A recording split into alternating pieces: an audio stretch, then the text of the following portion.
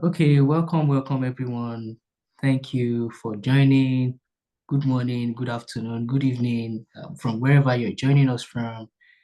This is the September edition of Clan Monthly Webinar Series, and we have a very important topic before us today: understanding and attending the Conference of Parties, COP, COP.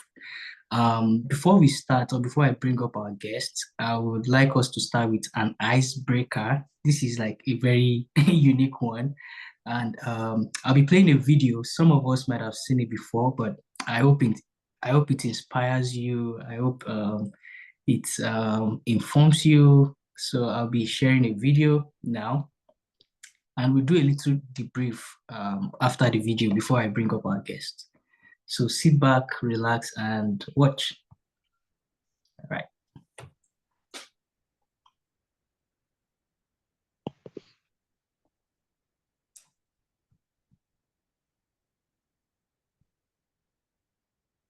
Also says that a moving object would continue moving except acted upon by an external force. You would think that once your ball is in motion, you would continue moving in perpetuity, but you realize that if inertia says an external force can stop a moving object, you are Nigerian. There are a lot of external forces that will stop your ball in motion. But you see, despite all these challenges, I always saw to it that my ball kept on moving. So I pondered on that law again. Could it be that because the force that moved me was internal, so I could not be stopped by external forces? I would draw from that to say that a man who is moved from within cannot be stopped from outside, except he stops himself from within.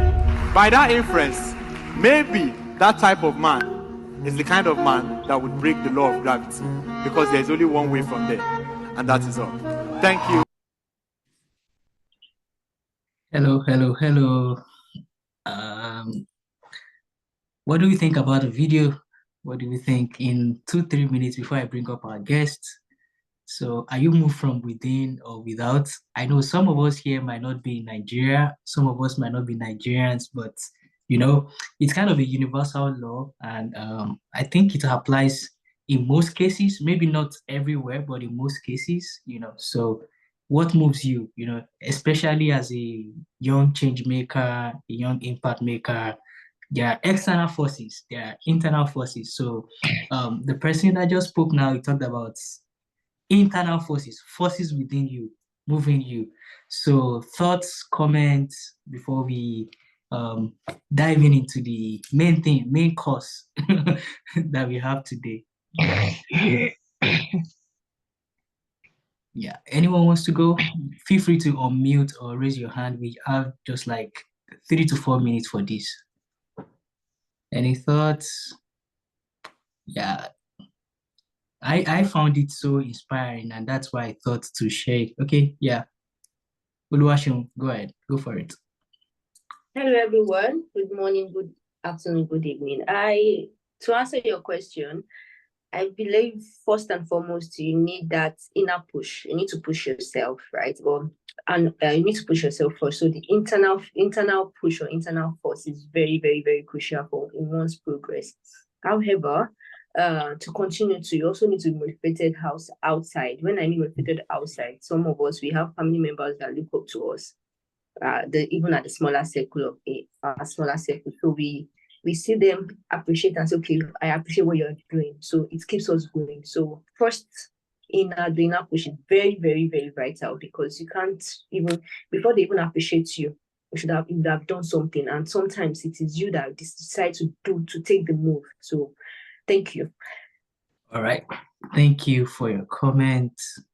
I feel some people just joined, and I'm feeling like I should share the video again so that everyone can do it. So it's a very short video, so I can share it again. Okay, let me share it again. All right. Also says that a moving object would continue moving except acted upon by an external force. You would think that once your ball is in motion, you would continue moving in perpetuity, but you realize that if inertia says an external force can stop a moving object, you are Nigerian. There are a lot of external forces that will stop your ball in motion. But you see, despite all these challenges, I always saw to it that my ball kept on moving. So I pondered on that law again. Could it be that because the force that moved me was internal, so I could not be stopped by external forces? I would draw from that to say that a man who is moved from within cannot be stopped from outside, except he stops himself from within. By that inference, maybe that type of man is the kind of man that would break the law of gravity, because there's only one way from there, and that is up. Thank you. All right. Thank you. Thank you. So I'll take two more comments, then I'll bring up our guest speaker. So thoughts, comments about the video that I just shared before we go ahead. Yeah, we played the video earlier, but I just thought to replay it for those that just joined. Okay. Anyone wants to go? This is like an icebreaker. Yeah, this is a kind of workshop, but we want to make it okay. This is Newton. Someone is saying something in the comment section. This is the Newton's first law of motion that propels everyone to continue moving irrespective of the obstacles, else you remain in your current state. Okay, thank you, Chukudi. All right, anyone? I'll take one more before I invite our guest speaker. Okay, in the absence of any other comments, thoughts, I would like to read the bio of our guest speaker for today in person of Tolu Opegbero. Then she comes up to, share with us what she has for us. Tolu Opegbero is an award-winning social impact consultant with over 6 years of experience. She is a youth advisory board for the African Union, European Union Youth Action Lab. Tolu Lopez serves as the Director of Monitoring and Evaluation at the Youth Sustainable Development Network, YSDN. She's the second prize winner of the 2023 International Climate Policy Competition organized by the International Climate Policy Solution, ICPS. She's a recipient of the Nigerian Youth Future Fund, Youth Leadership Fund 2022-2023. Our work revolves around climate action, climate migration, renewable energy, women empowerment, and youth participation in governance, and WASH. WASH means water, sanitation, and hygiene. She's passionate about contributing to the development of Nigeria and Africa at large. As such, she shares valuable tips for core members and graduates via our initiative on NYSC. She's a finalist of the Active Citizenship Award for Climate Change in Nigeria by Noble Mission for Change Initiative. She's also a 2022 nominee for the Tallberg SNF Eliason Global Leadership Prize. She's an alumnus of numerous organizations like the NACTOS, Holt Prize, Leap Africa, Millennium Campus Network, among others. She has been featured on numerous media platforms, including Arise News, Vanguard Newspaper, and the Enactors website. She is a finalist of the 2023 UNITAR Through the Lens of Youth documentary. And this is a published author.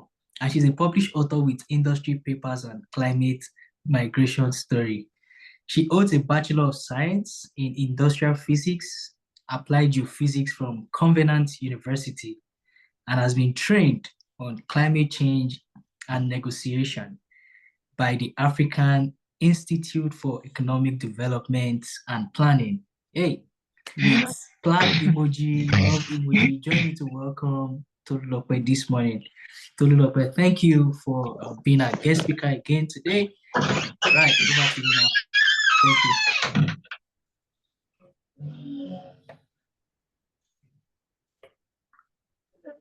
All right, thank you very much for reading my bio. Hello, everyone. Good afternoon, good morning from wherever you're joining.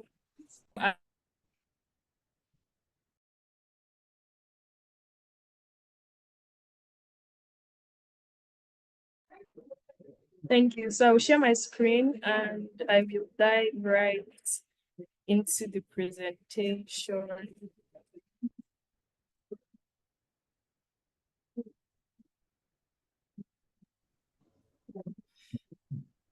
Let me Yeah, know when you can see the we can slides. see your Okay. screen. It's just that All it's not right. like the full view. Yeah, perfect. It's good now. Okay, great. So today I'm going to speak on what is C.O.P, understanding and attending the conference of parties. And it's going to be a very short presentation, but it's going to be relatable. And then after the presentation, hopefully, we can dive into taking as many questions that may arise as a result of the presentation. I've divided the presentation into three parts. So I'm going to start by looking at what is the Conference of Parties. I'm going to give information on the Conference of Parties, and then I'm going to speak about attending C.O.P in itself. So the Conference of Parties in itself is first a body before it is then a conference. What that means is the Conference of Parties actually refers to an arm under the UNFCCC, and the UNFCCC is United Nations Framework Convention on Climate Change. The UNFCCC and the COP processes are basically responsible for monitoring and reviewing climate-related processes by the UNFCCC. So it's usually called parties, about 197 of them, and it started in 1997. So the first conference of party was held in 1997, and it's an annual event. So every year the conference meets to have several conversations and discussions. However, due to the COVID-19 pandemic in 2020, there was no COP. So we had the next one in 2021, which happened in the UK, and then we had Sharm el Sheikh COP27, which happened in Egypt. And last year we had UAE, and then this year we have Azerbaijan. So this is sort of an overview of what the Conference of Parties is. Another way to also understand the Conference of Parties in relation to the Kyoto Protocol and the Paris Agreement. So the Paris Agreement is basically a treaty that says we need to reduce emissions to below pre-industrial levels. So we're trying to ensure that emissions do not get to, or global warming does not get to 2 degrees Celsius in terms of the rate. And then the Kyoto Protocol is a policy document that basically states a number of greenhouse gases, for example, chlorofluorocarbon and other greenhouse gases that we need to reduce our usage, our emissions in relation to climate change and climate emission. To also better understand UNFCCC processes and COP, it's important to know that there are about 3 governing bodies. So for instance, the Conference of Parties, which is COP, focuses more on the convention. So it focuses more on setting policies by the UNFCCC. We also have the CMP, which focuses on the Kyoto Protocol, and we have the CMA, which focuses on the Paris Agreement. So from this, it basically shows that when it comes to climate change, we're not just talking about one policy or one global conference, we're talking about multiple global conferences. So I'm going to go into the next part, which is sharing COP-related information. So what do you need to know? Now we've basically spoken about what it is. The first thing you need to know is to attend COP, you need to get a badge. And badges come in 2 forms. You either get a blue zone badge or a green zone badge. A blue zone badge is usually a badge that gives you access to high-level events. So you can be at the Conference of Parties and not be at the Conference of Parties at the same time, depending on which badge you have.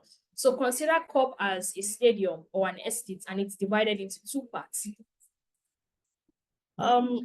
Is We can see, I can see your screen.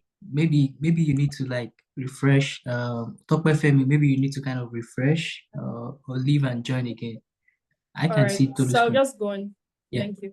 So in relation to that, we have 2 badges and 2 zones. So a blue zone badge allows you to go into the blue zone, and then a green zone badge allows you to go into the green zone. So for instance, you're wondering what happens in the blue zone. In blue zone, you have high-level events. That's where the presidents stay. You also have high-level negotiations. So things around conversations around loss and damage, conversations around climate finance, conversations around climate and gender, conversations around climate and energy transition, or any sub-thematic area of climate change happens in the blue zone. In the blue zone, you also have exhibition booths and pavilions of countries. So most countries that can get a pavilion, the Nigerian pavilion will be somewhere in the blue zone. The USA's pavilion will probably be somewhere in the blue zone. The green zone is also pretty much like an exhibition center.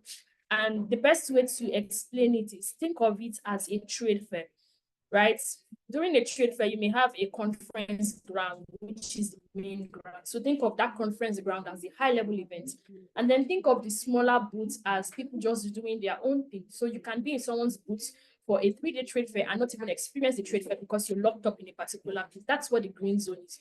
So you have different organizations. And then last year, the COP experience was amazing because we had different villages. So you could go to maybe an entire building of 2 to 3-story buildings called Women and Gender, and organizations exhibiting the work they have done, speaking about grants and having conversations, seminars, speed talks, side events on women and gender happening in that building.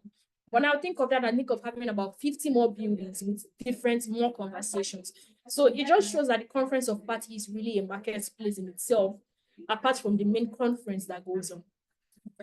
Because you have 2 badges, you're going to have 2 zones, like I mentioned, so the blue and the green zone.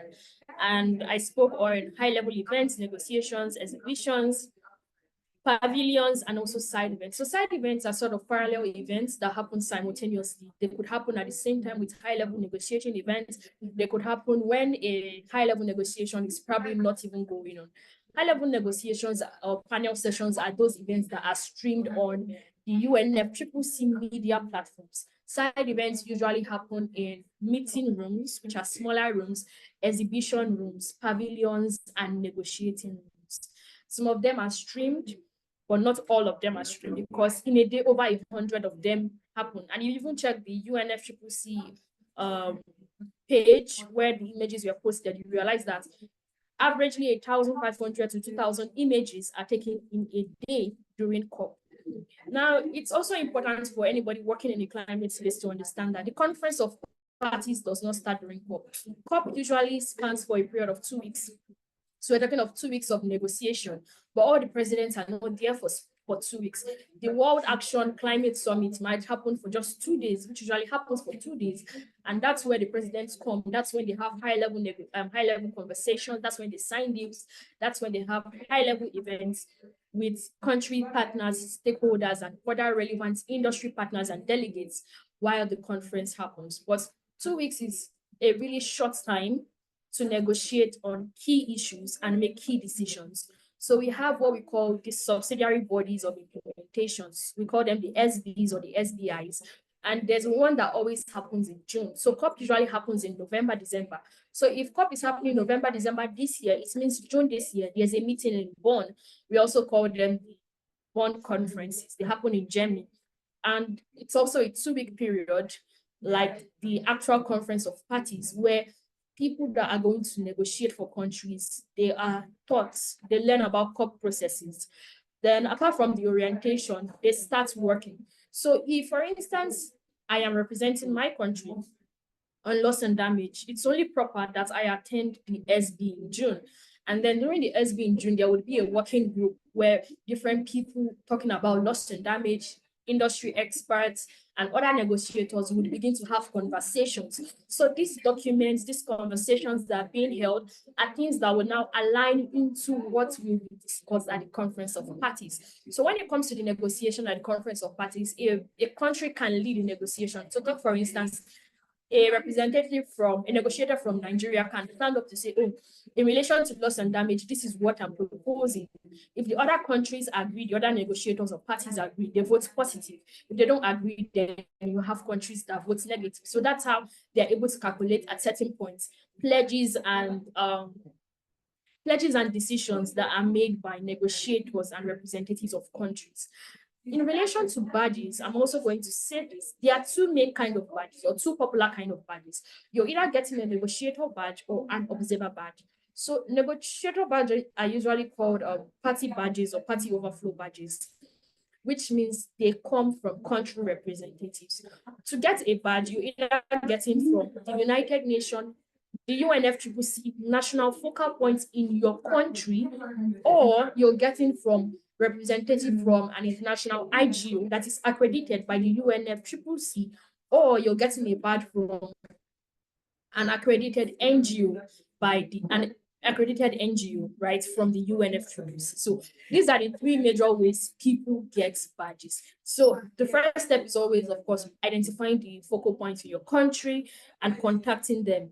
For instance, this year, few days ago, the National Council on Climate Change put out a call for application for organizations to apply for badges, and they are giving only 3 badges to one organization.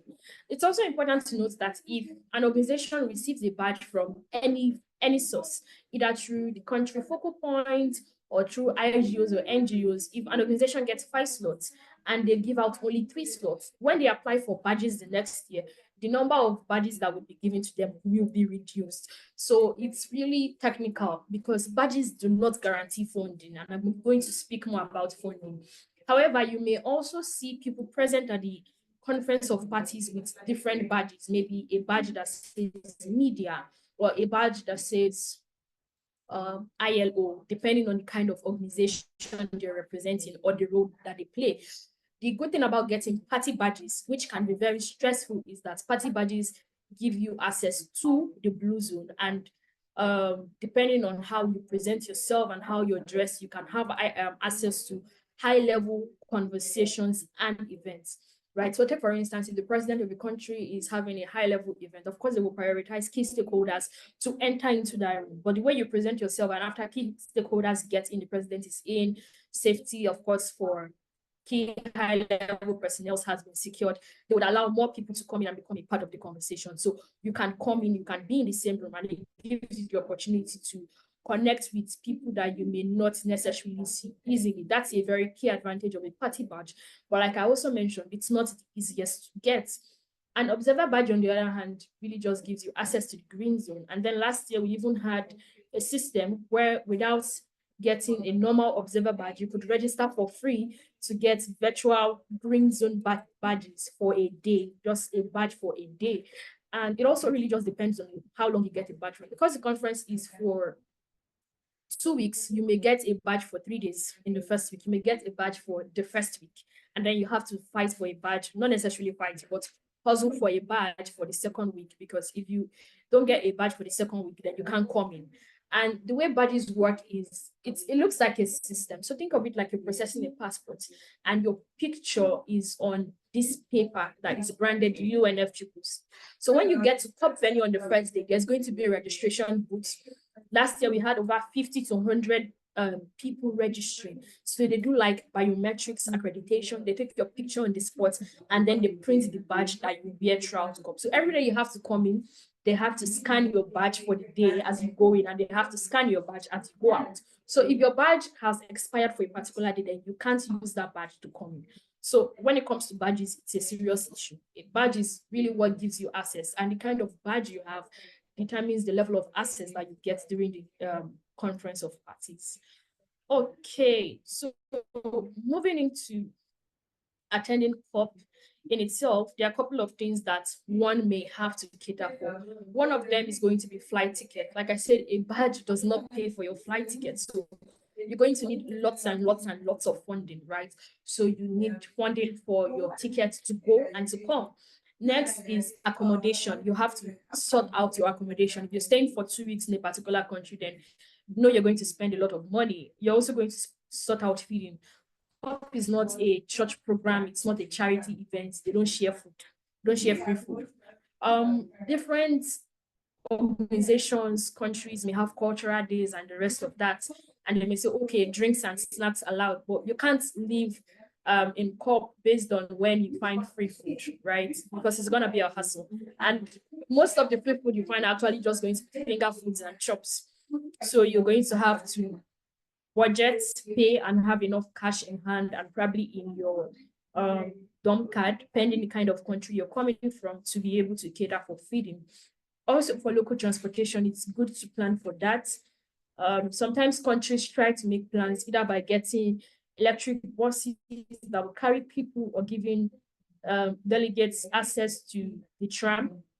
For instance, for last year, we had these free cards that allowed us to use the tram to travel anywhere within the UAE. So that was amazing. This year, plans are still going on, so it's really uncertain.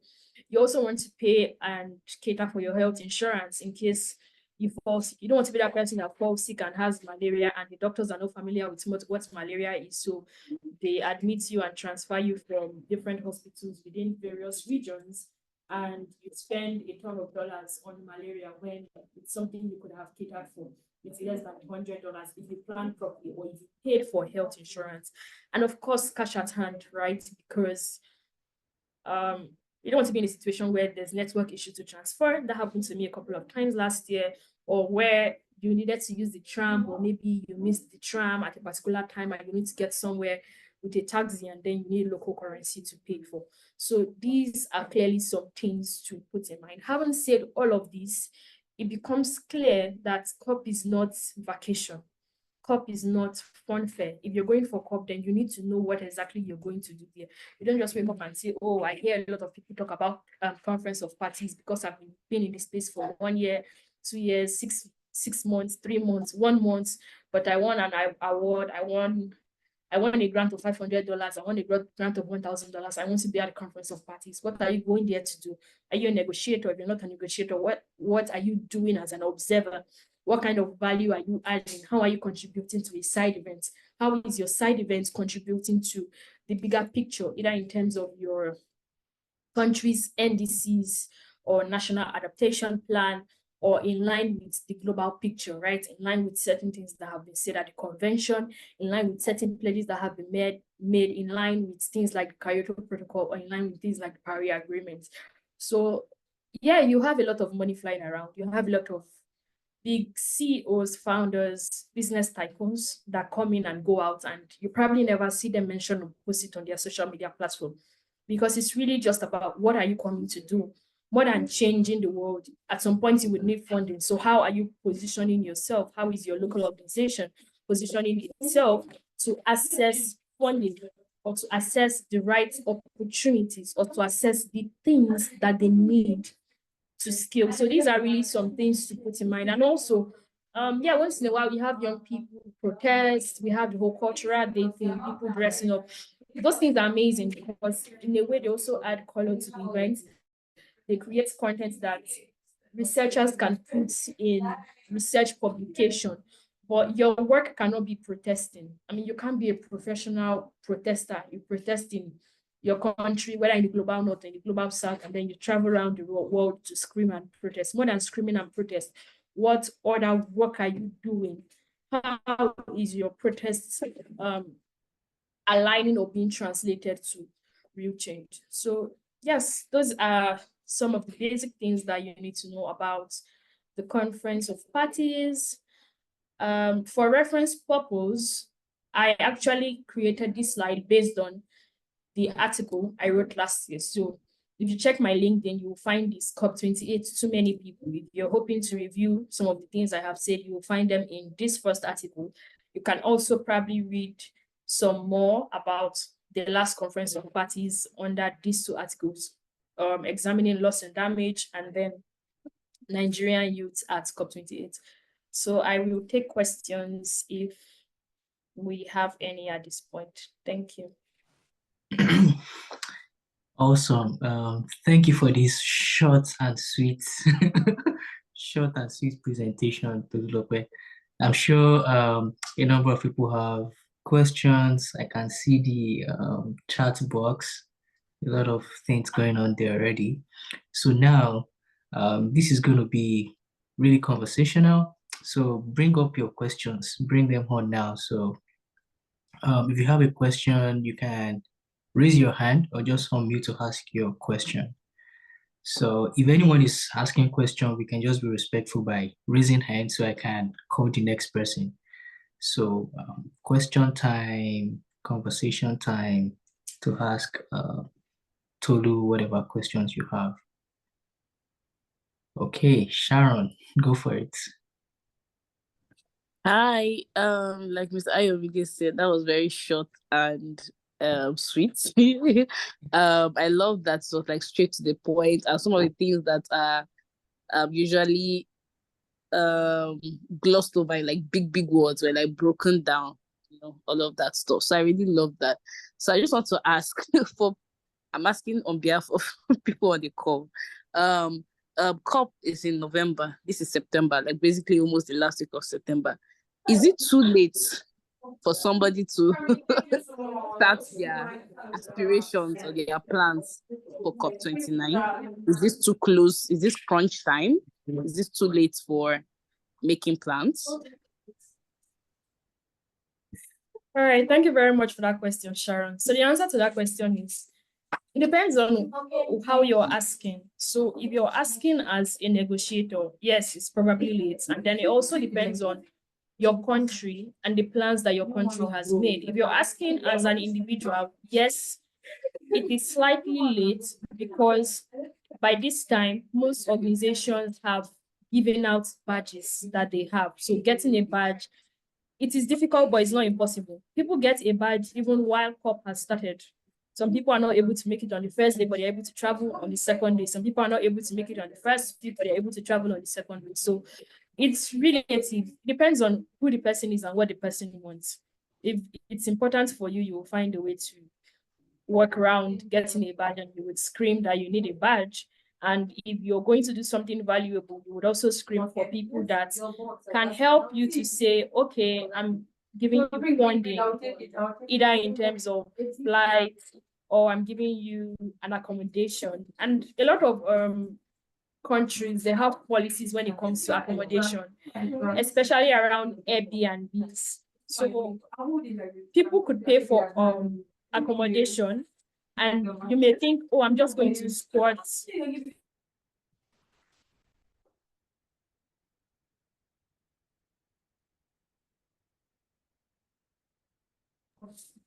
So people could pay for accommodation, and you just think, oh, I'm going to squat with somebody, right? But it may not be possible if they've already probably gotten their details, gotten their passports, and they've told them, oh, you can't squat with somebody. Maybe only 3 people are allowed in this space. Even if that space can take 5 people, that could be a situation. And then accommodations are not necessarily gender-based at COP because everybody is hustling for a space. Sometimes you can get sometimes you can get a hostel, and in the hostel you would think, oh, this room should just take 4 children. I'm sorry, the room could take like 12 people, somebody on the foam on the floor, and they're paying the same price as you, right? Because everybody knows what they came for. The important thing is they're ironing their shirt and they're going out. Men and women sleeping in the same room. When you want to use the toilet, you knock on the enter the toilet, take your bath and go. You know how you change, yes, and go. So it's not everybody that gets to stay, in the luxury hotel and everything. The important thing, like I said, is money is changing hands, impact is being made. What's your goal? What's your purpose? There's no point coming for COP, regardless of who you are. You're not making impact and you're not getting some kind of funding. So it's not late if you know what you're going to do, if you know the quality of value that you can add. And even if these opportunities are available, people may not even add someone in the climate space to the conversation. They don't think they have the right value. It's easy for a country that is probably non-Nigerian to say, I don't mind having a Nigerian negotiate for maybe America at the conference of party, as long as they think the diplomat is competent. They don't mind saying, okay, you're here, you're a Nigerian American, you're just a Nigerian in diaspora. Come and negotiate for us, we pay you for that. But for other countries, they may be a lot more, biased and different in terms of their policies and who they want to negotiate. So it's really just about perceived value. I hope that answers your question. Chidera, I think you can go for it. Chidera, okay. Yeah. Hi, good evening, everyone. So I just want to ask, like, when they were reading your bio earlier today, it was lots of things. I just want to know, when did you start your career? How did you find out these opportunities? Like, just blow my mind as to what happened, what inspired you, where did you go? I just really want to gain insight to how you have this very, very vast biography. That's just my own. Okay, so I think I'll be brief about this part, just in case we have like more technical questions in relation to COP in itself. But also, you can reach out. Apologies for the background noise. You can reach out and I will share more information on that. So I started in 2017. In 2017, I was in my 100 level. I had just gotten admission to Covenant. I was depressed because I was in Covenant. Yes, I mean, it's good to be in a private school, but I was depressed because I had admission to school abroad. I had part scholarship. My parents felt Covenant was a thing. And I was skipping classes. I was skipping tests. I skipped 3 tests in my 3 tests. I got 0/15 in 3 of them. I didn't write them. Not because I couldn't write them. Like I had just written Cambridge SAT, WAEC, NECO, JAM. So I knew if I went to read, I was going to pass. So I just didn't write it, like let me help them to help myself. That's what I was doing in my first year. And it worked well. I'm going to tell you it worked well because I spent the remaining 3 years in school trying to recover from the error I did in my 100 level. And I joined this organization. I didn't even know what they were going to do. I was angry during the interview. It's called Enactors. When they asked me, what are you coming to do? I said, I'm coming to form my team. What are you going to do with your team? I don't know, but I'm coming to form my team. I was angry at everybody, including the interviewer. Anyway, after asking me all those questions, they told me that I got in. I don't know why they told me I got in, but yeah, I got in. Next Sunday, I prepared by 3 p.m., went for Enactors meetings. It went well, was amazing. And I started volunteering on plastic recycling projects for 4 years in school. I used to spend my holidays in school either volunteering, competing, or traveling to represent the school and the country at competitions. That was what I did in my 4 years in school. And towards my third year, entering my fourth year, I realized that if I put the same level of effort I put into volunteering, into my academics, the difference will be massive. That was one. Two, I realized that when I see somebody or see something, my question is not how are you? My question is why are you wearing glasses? I was always asking the why and how questions, right? I'm a critic. I was born a critic. I just don't do food criticism in Nigeria, but I'm that way. And over time, I found a way to channel those, I would say, those talents and even the things that I didn't like about myself. I found a way to make them my biggest strengths, my greatest strengths, and just doing the things I kept doing excellently. For instance, NYSC presented me with an opportunity to work on female participation in politics. It was outside climate and plastic. But if that's the opportunity I'm getting in the NGO space, I mean, I've been running for politics for a while. I can't run forever. I took it. And at different points, it has been relevant in my life and career. What I would say is be excellent at what you do. Just start and apply for opportunities. Apply until people know you so well to begin to recommend you in rooms where your name matters. I was at C.O.P last year, and Ayomide on this call saw me at C.O.P. He saw my picture. He wasn't even at C.O.P. And he sent me a message. And he said, oh, there's this founder that has this organization. He's been running this organization for 30 years plus. I'm going to link 2 of you up to have a chat. And we had an amazing chat about the climate work they have been doing for over 30 years, some amazing partnership they're trying to propose in Nigeria. And it's even something that really relates to core members. So if I probably didn't meet Ayomide's co-founders and events, if I was not excellent, she wouldn't have remembered to mention my name to Ayomide. All those conversations and ripple effects would not have happened. I have a recent webinar or a recent video. It's like a story time of my 4 years in school. It's like shorts, 30 minutes. So you can find that somewhere and just dig into that story. Then for NYSC graduate training, of course, there are videos on that answers that question. So I don't know if anybody has maybe more technical question, more question related to C.O.P. And I hope that helps, Chidera. I forgot to ask that. Yeah, thank you, Tolu. I have a question about funding. Funding in 2 parts. Funding for an individual.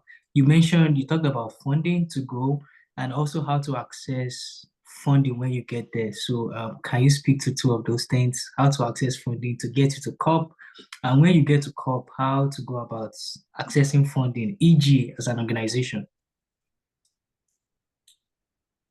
All right. Okay, thank you very much. I think those are really insightful questions. So funding to go to C.O.P is really tricky.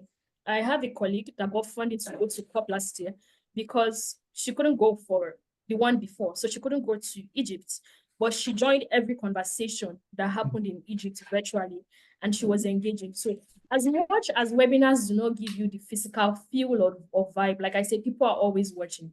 And an organization saw her and said, if you're this diligent with something you're not even attending physically, we're going to fund you next year. And that was how she got funding to go to C.O.P. Another thing is also about asking, right? I can tell you for real, the process is tiring. I was explaining to someone that you don't have strength to fight for a badge and funding for C.O.P, fight for badge and funding for SB, sit down and say you want to fight for badge and funding for UNGA or Summit of the Future. You get frustrated after a while. So you can't fight your life through it. That's why, regardless of what organization you're in, at the earlier stage, you want to ask the key stakeholders in the organization, what is the plan for the conference of party? If your organization is not planning to attend the conference of party, then in relation to the work that they do, or in relation to your soft skill and transferable skill, how can you volunteer, or how can you work on a project for another organization that may help you get that opportunity, that may help you leverage that opportunity? So it could be in applying for group grants that fund organization. It could be in applying for a personal grant when they put out individual call for funding. It could also involve joining youth networks. I'm going to tell you one thing about youth networks because I have been in them. I am still in them. They are very political. So you also need to be diplomatic, know exactly what you want, know the key players, understand the politics. I don't think there's any politics in my sector in relation to youth that I don't know about, either in Nigeria or on the global stage. Just because I don't talk too much, it doesn't mean I don't know, because I follow it like my life. I want to know who is in charge. I want to know what's happening. I want to know what they are planning. I want to know what the power influence plays. I want to know what is key priority on their mind, because these things are important, right? Especially when it's sad and pathetic that you see and you have young people gatekeeping. Another way could also be sending cold emails. So, for instance, if you're doing something in relation to energy or gender, what are the key organizations working on this thing? What cold email can you send them? And then apart from sending them a cold email, it's about timing. I'm not going to go and send an organization working on climate and gender an email 2 days before C.O.P and tell them I want funding. If they even decide to reply me, it's out of courtesy, and they'll tell me they don't have slots, because they already made plans before then. So if I send them an email before, I'm sending them an email after I'm following. That's why you need to know the calendar. You need to know the timetable. When do organizations get accredited by the UNFCCC? And it's very basic. Most organizations get accredited by like August the year before. So the organizations that will give out badges next year, they already submitted their credentials earlier in the year to be accredited, and a number of them will get feedback by about August next year. So you can't come next year and say, oh, it's next year you want to register your organization for C.O.P. You're registering for the year after next year. Do you understand? So you have to really just understand everything in relation to that. And one thing I'm going to say is collaborate instead of competing. Instead of sitting down and say, my organization, my organization, my organization. Why don't you sit down and say, how do we create a project? How do we form a consortium with 3 or 4 organizations? And then I have one key stakeholder from my organization, right? It's always key to invest in capacity building and people building, especially in relation to key members in your organization. As much as they are your organization's talent and they may leave, which can be sad because people leave, life is transient. It's also good because you don't have to be there every time to manage things. So when you have a consortium, it's easy to say, okay, how do we get funding? And more than having consortiums between Global South, how about having consortiums between Global North and Global South organizations? If the Global North organizations have the resources, then why do the Global South organizations not say, oh, I'm partnering with a Global North organization that can access this resource and funding easily? We're working on a research project, we're working on a policy paper, we're going to present this as a side event, we're following up with conversations on C.O.P, and then in return, they're funding 1 or 2 young people from my organization. So it's really about the value. Like I said, it's always a power interest thing, really about the value and how you see it. Also in relation to funding a C.O.P is a marketplace, like I said, and you can be there without being there. You can be there and not even know what to do when you're there. So the first thing is identifying the key events that are happening. If I want to access money from the African Development Bank, I'm going to follow their page. I'm going to ask questions and find out what are they doing in relation to the conference of parties. What key conversations are they having? What key conversations is the president of the African Development Bank going to be present at? And I'm going to sit in those rooms. I'm going to have a proposal ready before then. So when I'm going there, I'm collecting key contact. I'm speaking to these people. I'm introducing myself. I'm saying, this is what me and my organization do, and this is what we need funding for. Also, the African Climate Summit, because as much as you have people coming to look for money, you also have people coming to give money. But nobody's going to tell you that they're here to give money. Everybody's going to tell you they're looking for investment, because it's a market. Nobody's going to tell you they're here to sell. So it's really about that. And if you're not fast in identifying those key organizations, you can have parallel 7, 11, 20 side events happening at the same time. You have a friend speaking at one, you want to show solidarity. You have 2 people you admire speaking at 2 others, and then you have one that can give you money. So it's really, again, what's your priority? How do you decide on where you want to sit in? How do you set an alarm? How do you create a proposal? How do you work with your team that's not physically present to follow up on these conversations? Because as much as it's an exciting marketplace, it can also become overwhelming. You're tired, and most of the time it's like 8 or 9 days back to back when you're jet lag, crazy time zone, crazy work, you've met crazy investors, you have so many things to prepare, and just 1 day of rest before you do another like 7 to 8 days of back to back. So it really just takes a team effort. And like I said, knowing what you're here for. So don't play with those contact information. Don't say, oh, you're the hot cake, you're the hot chick. Everybody reach out to you, you reach out to nobody. A couple of the contacts I got from C.O.P, couple of people that reach out to me, I have done something with them in one way or the other over the past 1 year. So yes, I think that does answer the question. And lastly, I would also say probably striking those conversations before you get to C.O.P. So that C.O.P is just an avenue to reaffirm what you have done. And I like to see everybody likes to associate with success. That's why celebrities have people giving them money and poor people remain poor, right? I mean, apart from the whole thing about mindset around poverty and all of that, people like to associate with. So you have to have done something, whether it's working in-house, crowdfunding to raise some form of money, doing a campaign on your own, or starting something that people can see the potential to want to invest in, because that way it gives you more power. So if people are coming to me and then they're saying, oh, Tolu, we want to invest in XYZ idea, XYZ business, because I have grown it to a certain level of potential, it gives me power over the contract or the MOU. Then I dictate what I'm going to do with your money. You put your money, but I can take 60% of the money, and then you may even take nothing. The only thing you may get is good PR for supporting and giving me the $50,000, depending on what I'm bringing to the table. So at the end of the day, it really just boils down to value and excellence, and then maybe a little bit of strategy. Well, thank you so much. A kind of follow-up question before I open up the floor for other questions.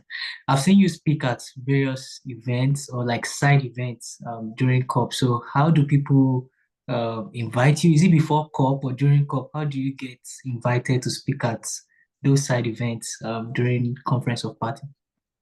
All right, so all of the above. There was one, we were planning the side events before we traveled. We had a project, we were working on it for months, and it was part of the things that made me to take certain steps to say, okay, yeah, I really want to get a badge for this particular conference, right? Because C.O.P happens every year doesn't mean you have to be there every year. You also need to decide what's going to be important to your organization, and then also foresight ahead of what is going to be discussed. If you go to C.O.P this year, you're going to shout loss and damage, chances are people will listen to you, but people will not really listen to you. Where there was floodings this year than last year, especially in Africa and Nigeria, oh yes, but loss and damage is not going to be the priority. So your organization needs, like I said, a little bit of strategy to have foresight to say what's going to be the strategy. And there are times when it's really spontaneous. There was one it looked like a high-level setting with the whole, green and blue backdrop of COP28.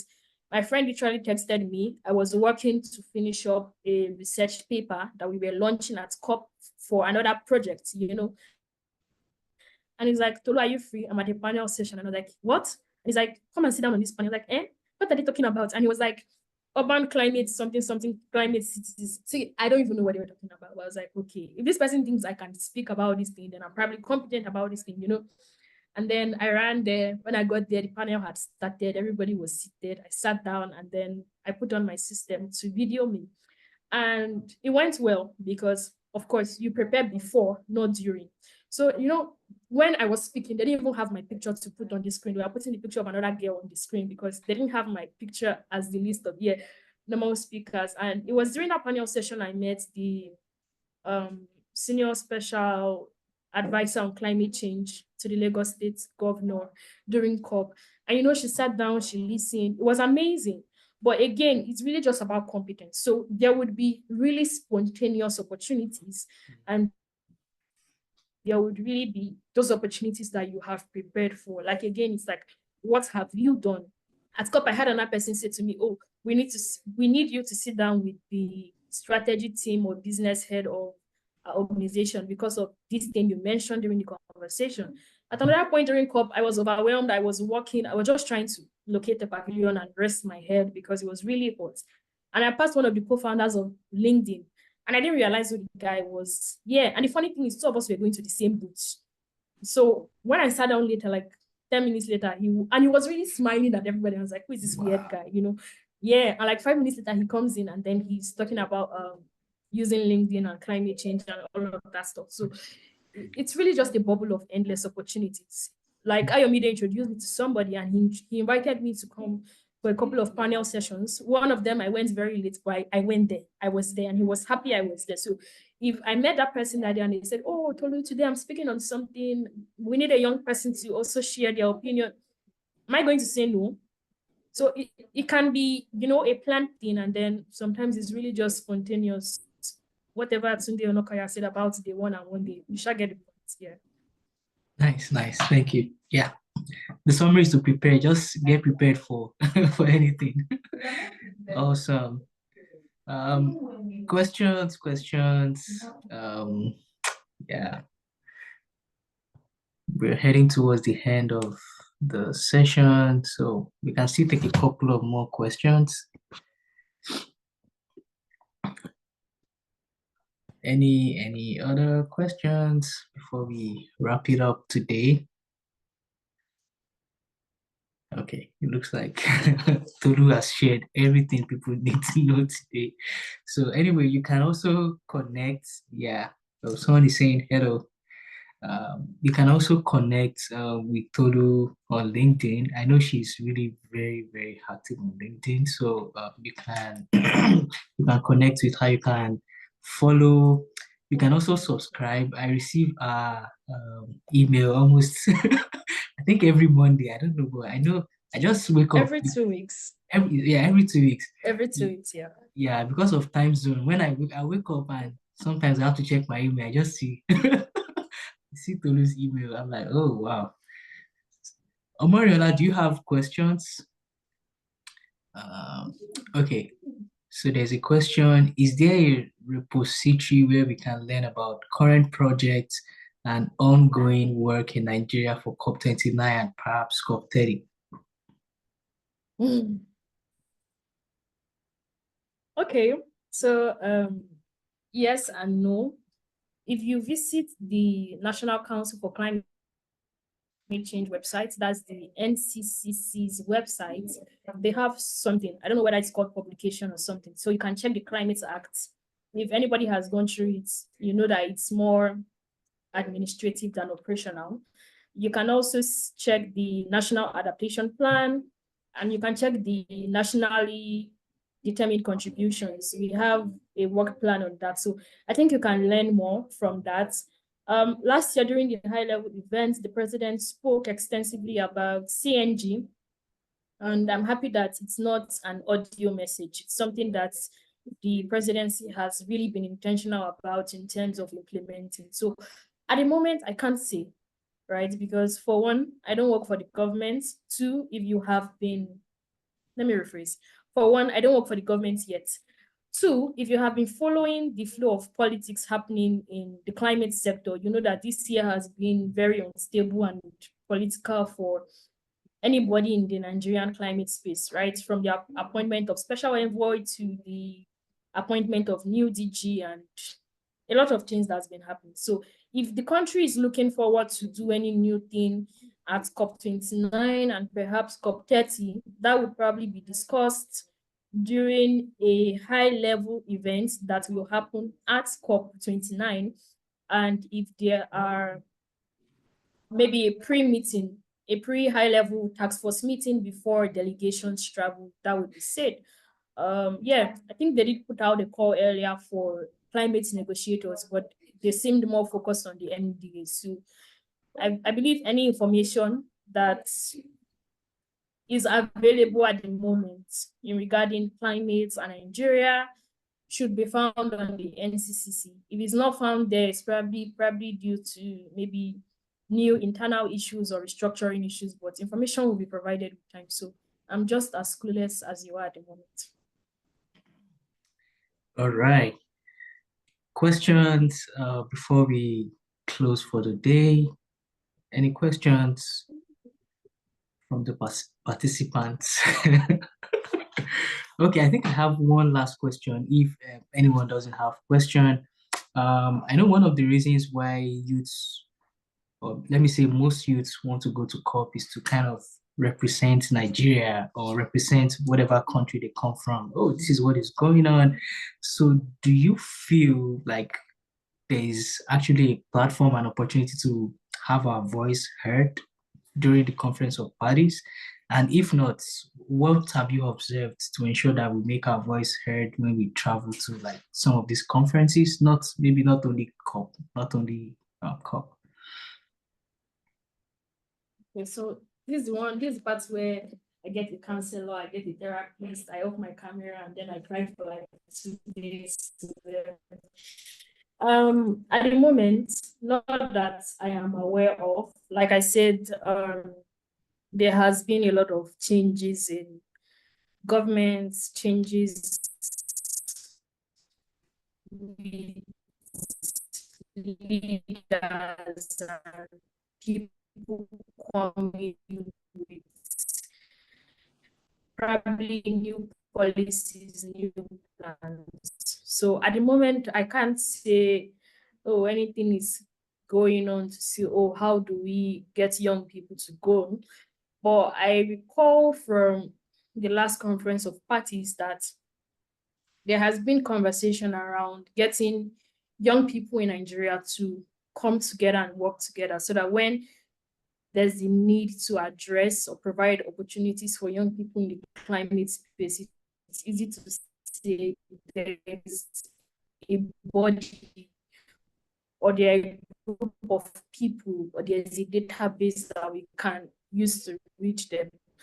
But there's also, conflict of interest and power play and politics and dynamics in all of this because as much as we say young people, you have 18-year-olds, you have 16-year-olds that want the same opportunities as 30-year-olds, as 35-year-olds, and even 40-year-olds that in some cases do classify as young people, depending on whatever chapter they use to define that. So, yeah, it's really hard competition. In relations, also having young Nigerians representing Nigeria on the global stage, I would say we're doing an amazing work. At COP28, I made a couple of young Nigerians that I never knew existed on the face of the planet. And a couple of them are students in Europe, in the US, in the UK, doing amazing things, getting funded by other organizations. And earlier during the presentation, I mentioned about the reception of different organizations and body, not maybe traditionally out you a little bit dynamic. So what I'm going to say is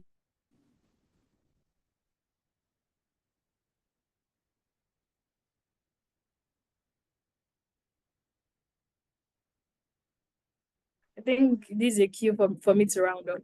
And if you have the strength to also, communicate, the strength and wisdom actually to communicate with the older generation and say, how exactly do we create the synergy? How exactly do we do this thing? Then it also becomes easier to do that. And my advice is if you're a young person, please don't gatekeep. We have to be plenty at the top. Don't gatekeep. Yeah. Thank you. Thank you so much, Tolulope. I mean, these two final points that you mentioned, they are like they are enough as takeaway points. They are enough as they don't gatekeep and the wisdom and strategy to like communicate with the older generation. I try to do that. I try to do that a lot for my personal life and also for my career. So you find me like around many old people. No, because I don't want to like I also have like friends that are my peers younger than me, but it's very, very wise and it's very, very great to, learn from the wisdom of the older people, learn from their mistakes, and so that you don't have to make the same mistakes and it makes the journey faster. Yeah, it's 10 o'clock. Oh, sorry, it's it's 6 o'clock or whatever time it is. Thank you so much, everyone, for joining. I hope you had a very good time, very great time joining today's session. I hope you learned. And we'll see you next month again. We do this every month. So, yeah, thank you for joining today. So, we'll see you again next month by the grace of God. All right. Yeah, if you have any questions, you can send us an email. We have claninitiative@gmail.com. You can connect with me on LinkedIn. Ayomide Aroshegbe is my name. Clan Initiative also has a LinkedIn page, Instagram page. Yeah. Thank you, thank you, thank you. Have a wonderful weekend. Bye, bye, bye, bye. All right. Yeah, Daria, I see your message. Yeah, we can definitely connect. Yeah, sure. Yeah, sure. All right. Bye, everyone. Thank you. Bye. Thank you.